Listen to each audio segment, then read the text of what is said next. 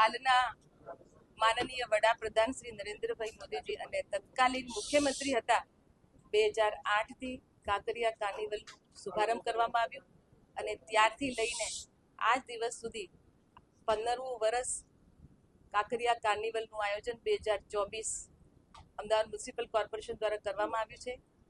કાંકરિયા કાર્નિવલના દિવસે 25 ડિસેમ્બર જે ભારત રત્ન